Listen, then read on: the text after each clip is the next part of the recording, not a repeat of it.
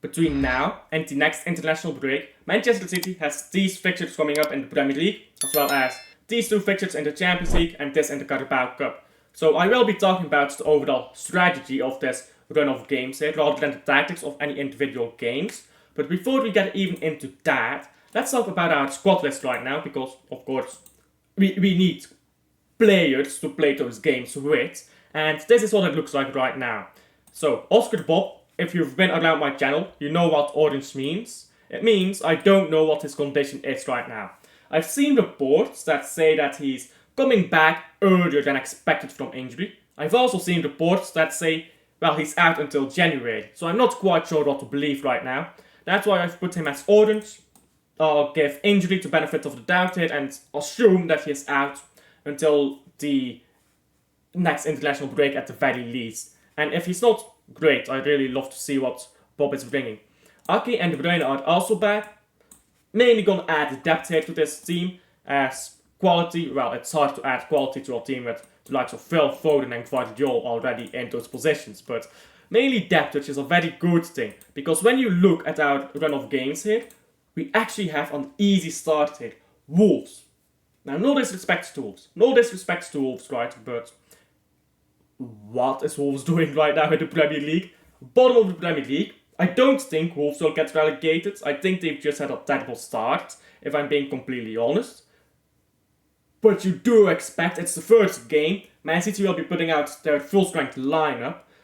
You do expect Wolves to not be able to handle that, considering their current form.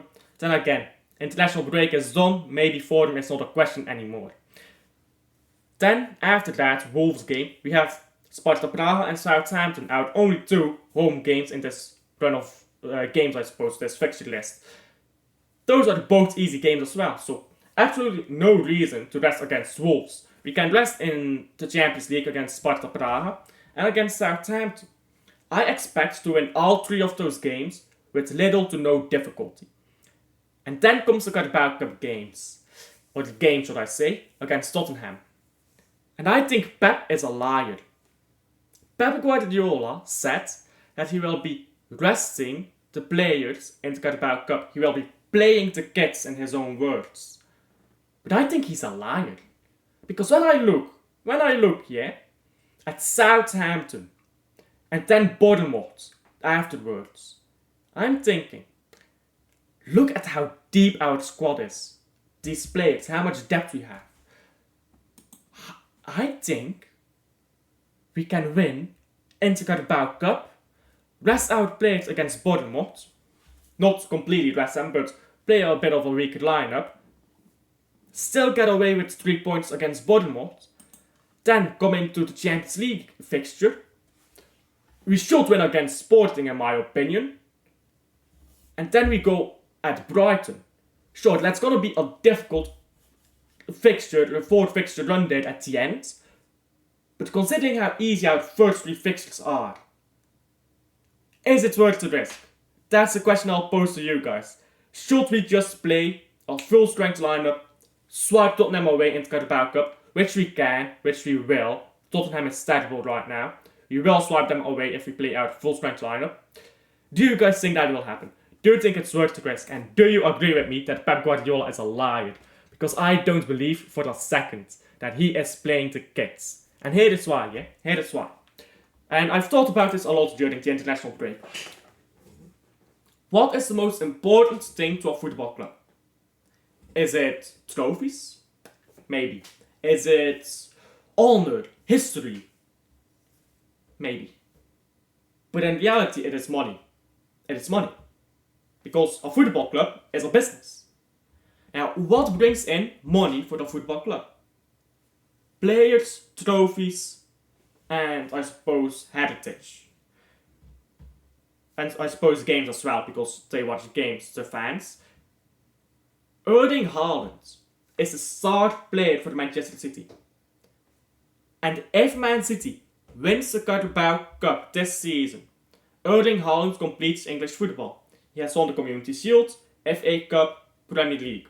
He's even won the Champions League. The only thing Erling Haaland has not yet won to complete English football is the Carabao Cup. Now imagine the marketing that you can do around your big star player winning or completing English football. There is going to be so much marketing around that, and it's going to earn a lot of money. You're going to see Haaland sales through the roof with smart marketing. You're going to see probably special Haaland shirts or something like that, one-time releases, which are going to grow a lot of money. So just thinking about it from a financial standpoint, yeah, I don't think there is a reason not to go full strength in this Carabao Cup game. Even if we have that last 3 games then, Bournemouth, Sporting and Brighton, that's going to be a bit more difficult.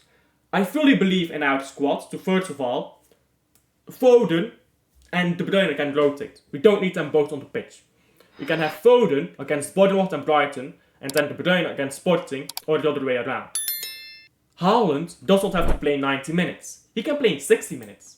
If we are 2-0 up, take Haaland off at 60 minutes. Put on Nunez. Savio, Grealish, they can rotate. Doku, Bernardo Silva, they can rotate. Oscar Bob, if he is back, can rotate. Ake can now rotate with Gvardiol. Kovacic has Gundogan as his backup. I mean, there's so much depth in this squad as well. I don't believe that there's an excuse to not win all 7 of our games. I think we should be winning all 7 of our games. So tell me what you guys think about that down below. Tell me if you agree, disagree and all of that. But I really expect us to win all 7 of those games. I'm very hopeful here.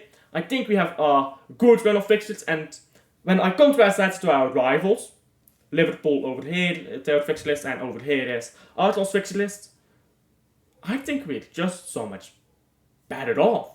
Now, maybe I should show you my screen here and show you the Premier League table before I end this stream.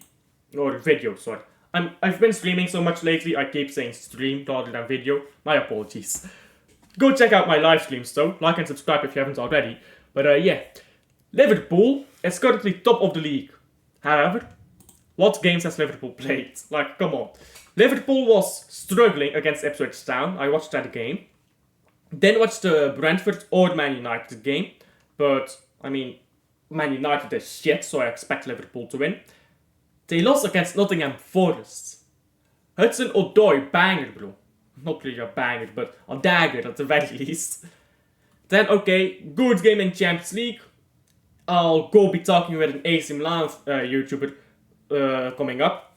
I've got a collaboration plan, so we'll maybe see what that's about. Although, I'll ask him backstage. I'll ask him, is Liverpool this good or is AC Milan simply shit? I'll ask him backstage. But that's besides the point.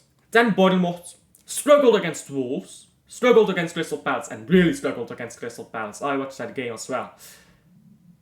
Now they've got coming up Chelsea, Arsenal, Brighton, Aston Villa.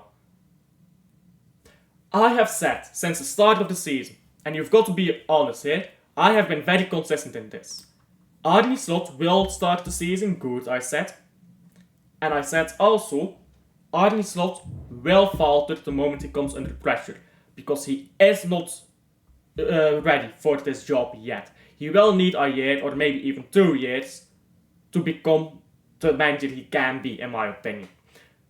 Well, this is the first year of him fucking around and finding out. He's about to find out the difference between playing against Wolves as Liverpool and the difference between playing against your title rivals at the Emirates. I don't think he can handle that. I think Liverpool drop points here in at least 2 games. So I'm gonna say Liverpool drop maybe 3 points at the Emirates and another 2 points against Aston Villa. That's 5 points dropped. Now if Man City gets all 12 points, top of the table, on goal, scored.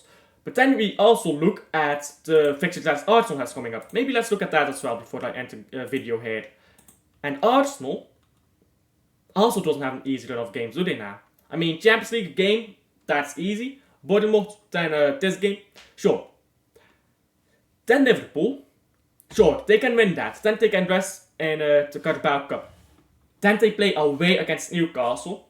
We all know how difficult that can be, especially as Man City fans recently. Still annoyed about that draw, but I'm not going to talk about that now. Then this is really the interesting part. These 3 games. that's gonna be a tough run of games set for Arsenal. I hope they lose at least one. I think they will lose. I think they will lose or draw. Lose or draw at least one. Then Man City is top of the league. Tell me if you share my honest hopes here, and I'll see you guys on the next one, yeah? Thank you for sticking along to the end, and bye-bye.